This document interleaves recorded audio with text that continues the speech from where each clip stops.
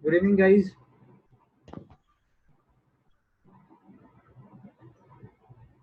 Good evening, sir. I hope all of you are able to hear me properly. Yes? Yes, sir. So I could see, I can see Jitnyasa here and Preeti, Anushka, Yunus. These people have joined as of now. Right. So, are you able to see the screen, the notes and the document Yes, that sir. I'm showing you? Yes, sir. Okay, great. So guys, in our last lecture of education, we discussed about all the committees and commissions which were made before our independence. Post independence, we have one commission which was made, that was Kothari Commission, whose recommendations still we follow. And whatever development you would see in the present education in India currently, which we will be dealing in this session, surely would talk about the implementation of the recommendations of Kothari Commission. Am I clear with this? Yes, sir. Okay. So I have just given a brief on the bottom right corner, so top right corner here on the screen, that what are the things that we are going to with today. So we will talk about the present education in India. What is the status? What is the literacy rate? How we define the literacy in India? How UNESCO defines literacy? What are the things in common we share in between Census 2011 and UNESCO's definition? We'll talk about all these. We will also talk about some major moves which we made in our past, which had helped us increasing the enrollment ratio. We had talked about the gross enrollment ratio, net enrollment ratio, and the you can say the participation rate while we were talking about education in the previous session, right? So we will talk about Sarva Shiksha Abhiyan, midday meal scheme. We will also talk about Rashtriya Madhyamik Shiksha Abhiyan RMSA. So Sarva Shiksha Abhiyan is for elementary education. whereas RMSA is माध्यमिक शिक्षा अभियान, right? सो elementary के ऊपर में जब हम लोग जाते हैं तो वो एजुकेशन कैसे प्रोवाइड होगा, कौन सी स्कीम के अंदर प्रोवाइड होगा, वो हम लोग इसके अंदर में देखेंगे. We will also talk about some autonomous agencies, autonomous organizations which had worked in our past and which are still working in our present education system, like CBSC. We talk. Hmm. We'll talk about Bal Bharati, especially in Maharashtra, in the books, right? We will also talk about Yes. NCERT. You would have heard of NCERT, right? Yes. तो Yes. NCERT का role क्या है वो हम लोग देखेंगे. NIOS का role देखेंगे, national Indian open Hmm. School, हम उसका रोल देखेंगे. हम होम स्कूलिंग के बारे में भी आज थोड़ा सा डिटेल में जाएंगे. Before we move ahead, guys, do you know that we people have a legal way of coaching, that is homeschooling? Do you know that? Homeschooling. No. Yes. Now let's say if you Is it related? and you want your child to train yourself, you don't want your child to go to the school, or probably because of some reason you are not able to send the child to the school, you can definitely train the child at your home and let Is the it e-learn? not e-learning exactly. E-learning is when you use technology like internet and some electronic Yeah, device, yeah. right? That is called as e-learning. But in this case, Okay, okay. you are not using technology as such, but what you are doing is you yourself are training your kid at your home, and you are Okay. helping the kid to give the certification examination. Like we have SSC, HSC, right? These are the certification examinations. So after you give this examination, you qualify, you get SSC certificate, you get HSC certificate, right? So the same way, you can definitely train the child at home through homeschooling, and still, it has been legalized in the country because of various reasons. Now, some of the reasons I must specify here why it was legalized. First reason for it to be legalized is uh, that quality education is not available everywhere. Even if we want to utilize technology for spreading and dissemination of information into the rural areas, that cannot be done because the infrastructure is not available in the rural areas. So, how many of the people in the rural areas would be using internet? How many of them would be using some laptop or some computer? Very less, right? So, Right. how can you spread education into the rural areas? That's something which is a challenging stuff for us. So eventually, we came up with an idea of letting the parents who are educated themselves to train their own kid on the basis of the curriculum design. Yes, so let's say if SSC certification is there, there is a standard defined curriculum and syllabus which has been given by SSC or HSC, right? The state boards, they give their curriculum and they give their complete syllabus, on the basis of which they can train their children, right? Right. Are we clear with this, guys? Yes. Yes, sir. Okay. Yes. So now talk about the current scenario in India. Now, since the time we had our last to last census, that is 2001 census, we had developed a lot over the literacy rates, but still a lot needs to be done here. In India, if you see the second point, there are 15% of the Indian students who reach high school, and there are just 7% who graduate. So as of Yes. 2008, India's post-secondary high school offer only enough seats for 7% of India's college age population. That means it's not the problem with the people not enrolling, it's a problem with the education system itself, Education because department. the Yeah. number of seats itself are very low. Getting this? Right? So Hmm. 25% of the teaching positions nationwide are vacant, if you see, and 57% of the college professors lack degrees like masters and PhD. So most of the college professors must have a master's degree, This is what had been specified earlier as well. And these days they had also specified that people who are professing into certain arts areas, so they must give examinations like NET and SET, National Eligibility Test and State Eligibility Test, right? So if you give NET or SET examination, you become eligible to pursue the teaching, you can say, profession anywhere into the country in your domain.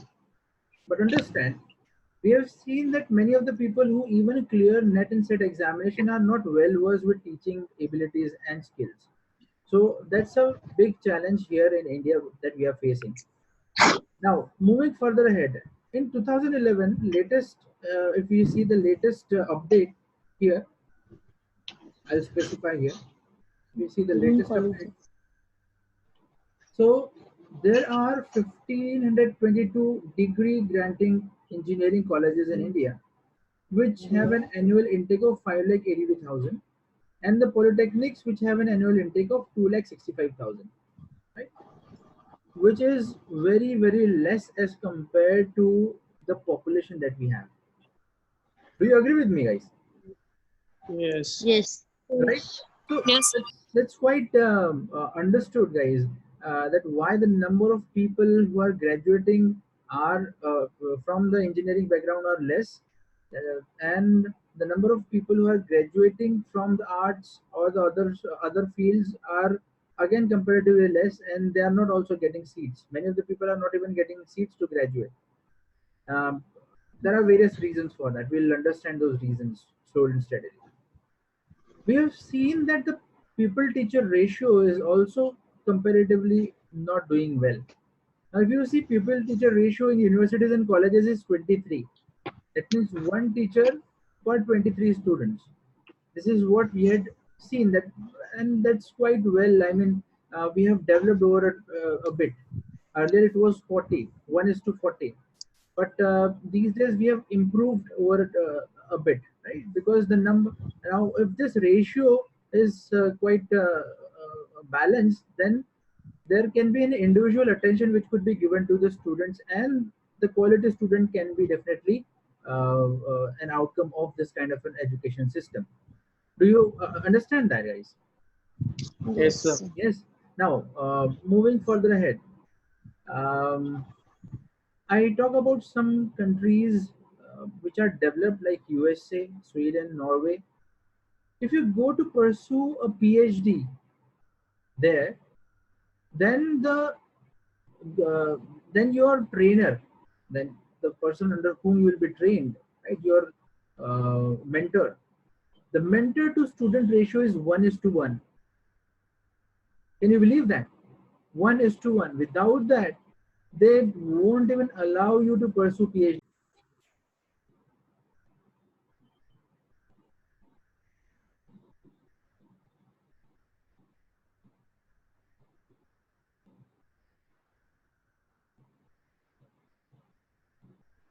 Extremely sorry, guys.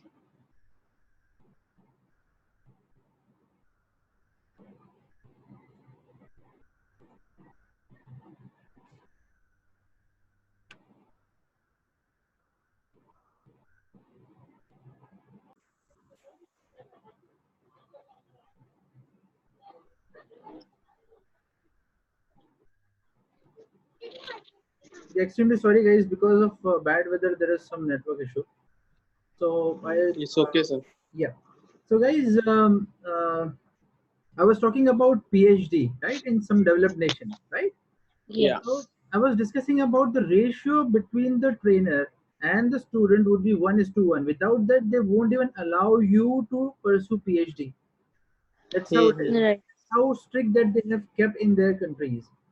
Why? Because if the ratio is well balanced, then the number of students who graduate, the number of students who pass are definitely quality students, right? Right. So this is what the pupil teacher ratio would definitely give an outcome for.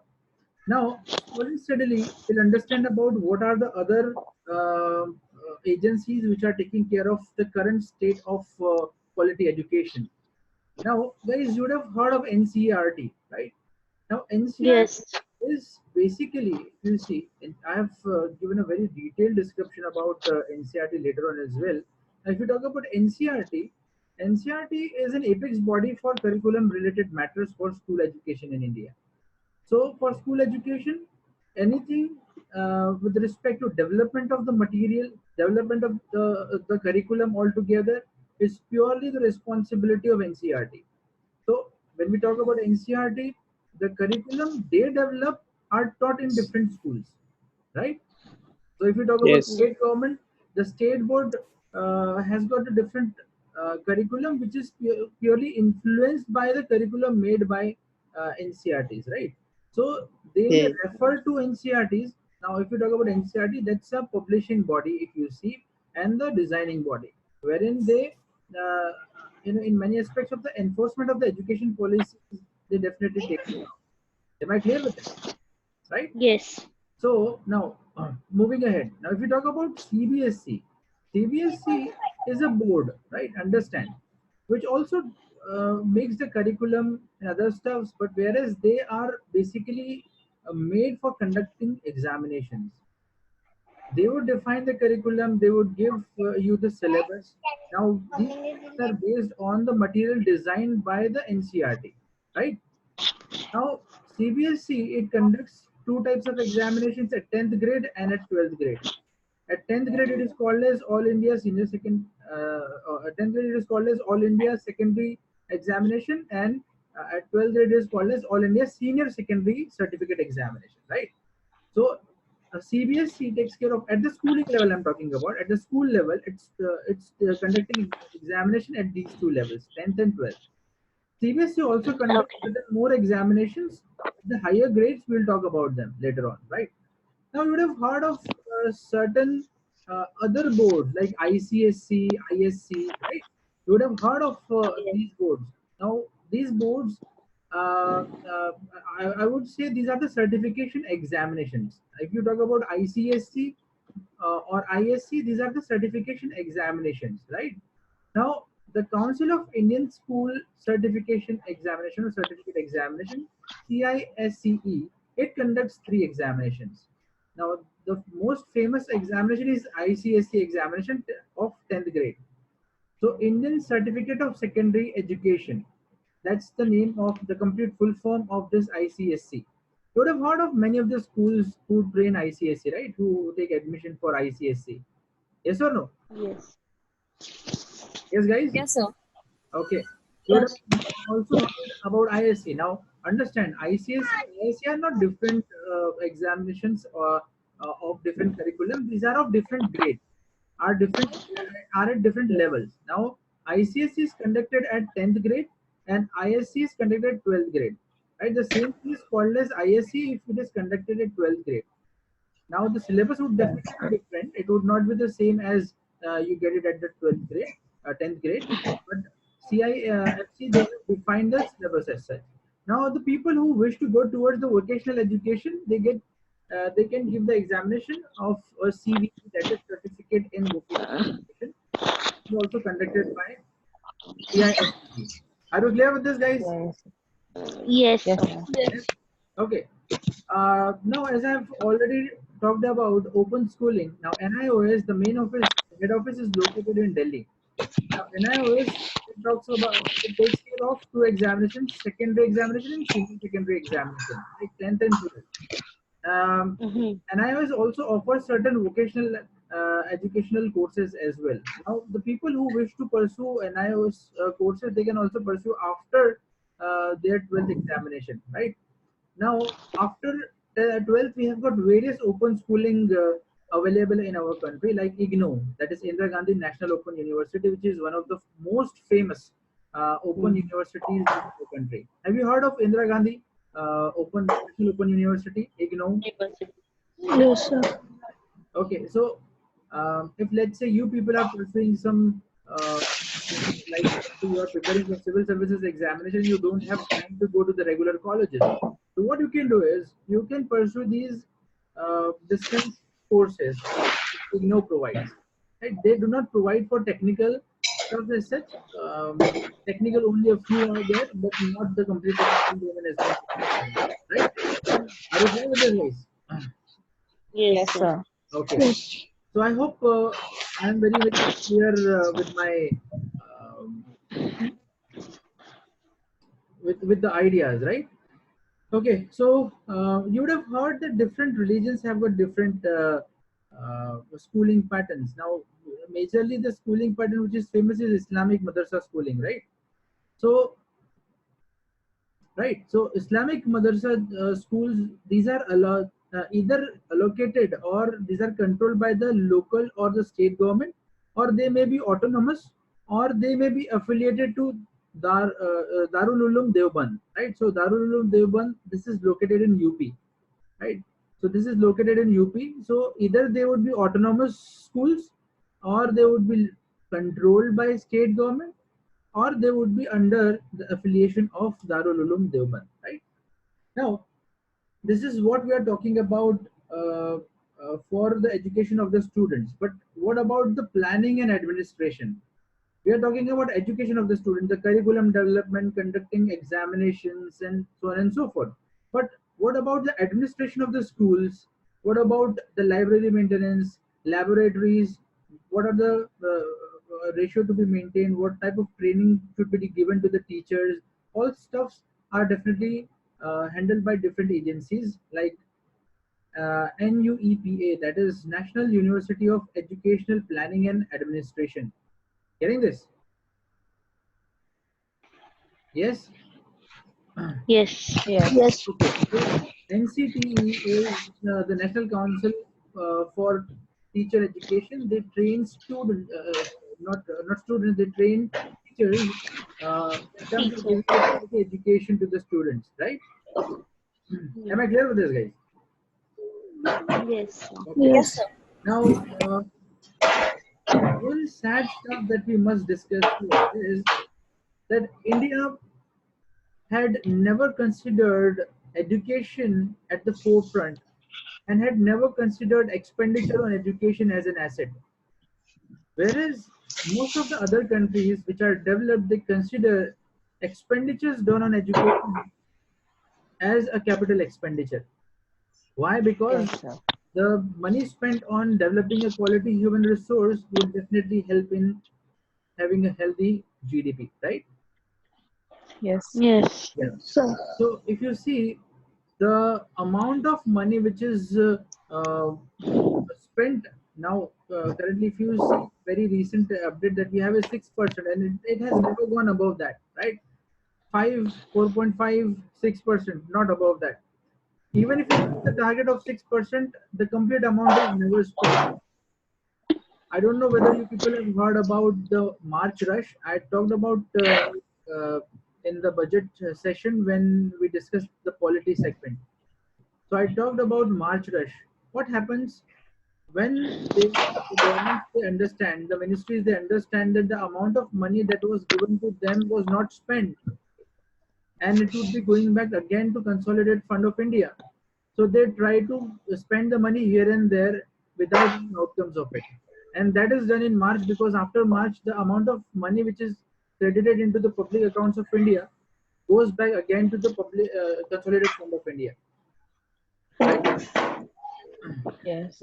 So I don't know Yes, whether sir. you people have understood this or not, but we have got consolidated fund of India, right? You just know that. Yes or no? Sir, Yes. I didn't get it. Pardon me? Sir, can you just repeat it once again? Just a second. I would request all of you to put away all the distractions, right? Okay, so now the Consolidated Fund of India is the fund where all the taxations collected and the non-tax revenue goes and gets accumulated, right? Now, once the budget is passed and the parliament gives an approval to the budget, the fund from Consolidated Fund of India goes to public accounts of India. Okay. Now, this from this public accounts of India, the government, that means the ministers can spend money. Ministers cannot spend money from Consolidated Fund of India. Understand that. Only Parliament can withdraw funds from Consolidated Fund of India. Am I clear with this?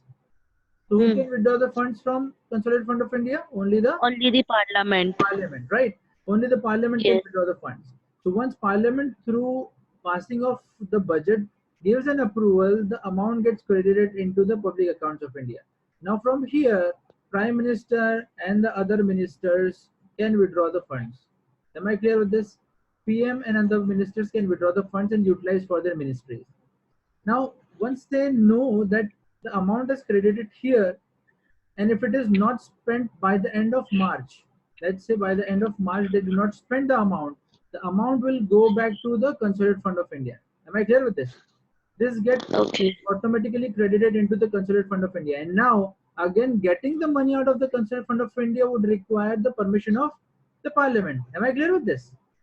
Yes. So what they will do is they try to spend a lot of money into the month of March, which is called as March rush. Am I clear with this?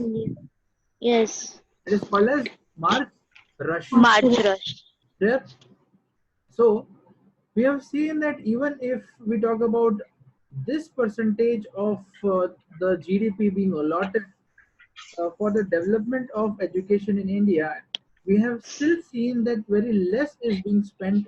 Even in this, we have seen that 4.2% only is utilized, the rest is not utilized. The rest remains unutilized. Are you clear, Jay? Yes. Yes, Jay? Sir network चला गया था अभी just आया. Okay, okay. So, anyways, I'll be definitely discussing this, right? So, instead, Yeah. again, I'll keep on repeating the ideas furthermore. So, moving further ahead, guys, we are spending very less. If you see the percentage of GDP that we are spending on education, you can see that. Now, the GDP at the current price in 1950 and 52 was 10,000 CR, right? And if you see, the total expenditure on education was only 64 CR, which was just 0.64% of the GDP. Can you beat that? It's so low. It was so low. And if you talk about Yes. 2009 and 10, our GDP was 61 lakh crores. Now, out of 61 lakh crores, 2 lakh crores were spent. That was hardly 3.95%. Getting this idea?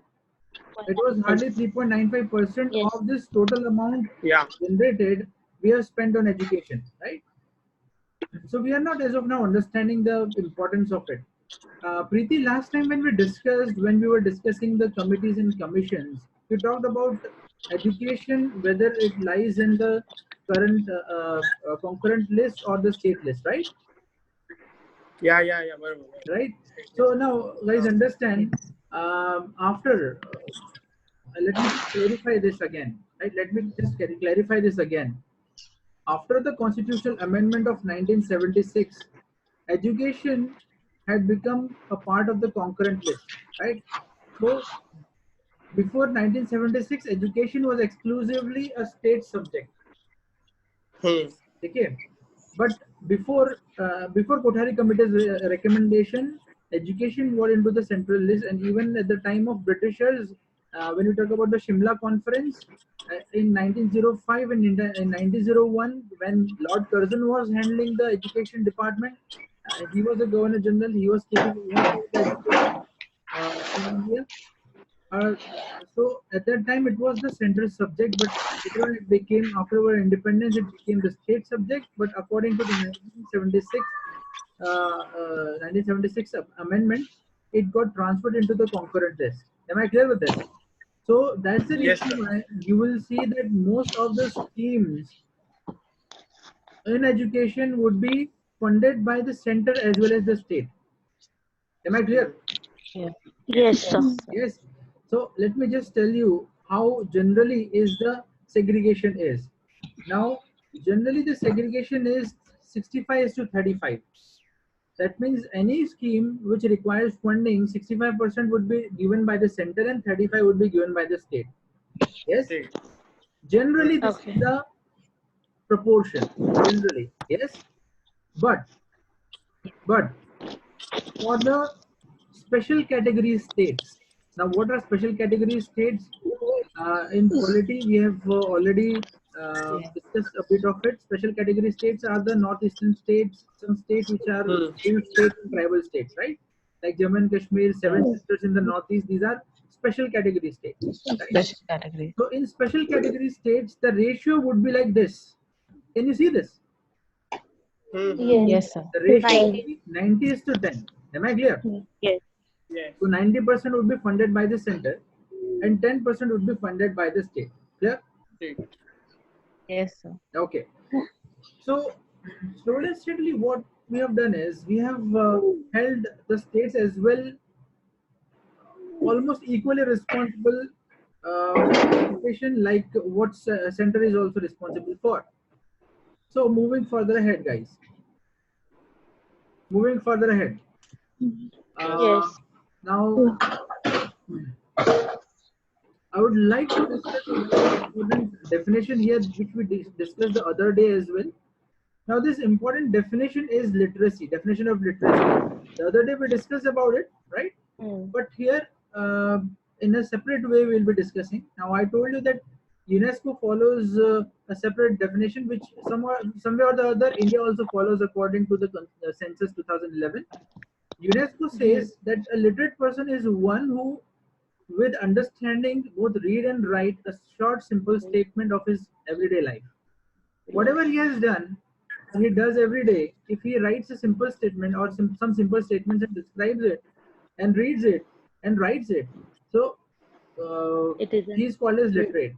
A similar kind of definition that we have accepted in census 2011. Anyone, we have defined the age as such here. So anyone, last time as well in our last lecture, I have specified this definition. I'll furthermore elaborate over it because we are going to see one very important table here, right? Very, very important table.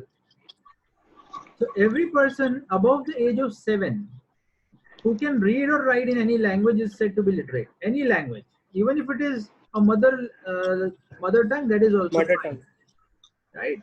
So accordingly, what we have found, we found was the national literacy rate was around 74%, which was a bit developed over 2001 census, right? So you can say we had improved a bit more. But now, what are the areas where we are not improving? If you see, these literacy rates are being the contribution of some of the good performing states. Let's take an example of Kerala. Take an example of Maharashtra. These are the big states, and some of the states which have got higher population are scoring very low, like UP. Bihar is also scoring the lowest, if you see, right? So the average, we and very less number of states are performing above average, right? And below average, there are a lot of them. But why only less number of states are balancing uh, the least literate states? Because the number of the population in Maharashtra is comparatively more than in some of the other states, right? And some other states as well which are highly literate. Am I clear? Yes. As we had already been seeing that Kerala had been performing very well, whether it is in terms of literacy or in terms of life expectancy, in terms of sanitation facilities, Kerala had been performing really, really very well. Not only in terms of this, it is also performing well in terms of sex ratio. The female to male ratio is also very well balanced in Kerala, and it is the highest in our country. Yes. The enrollment ratio is also very high. Female to male enrollment ratio is also high as compared to the other states. Are we clear with this?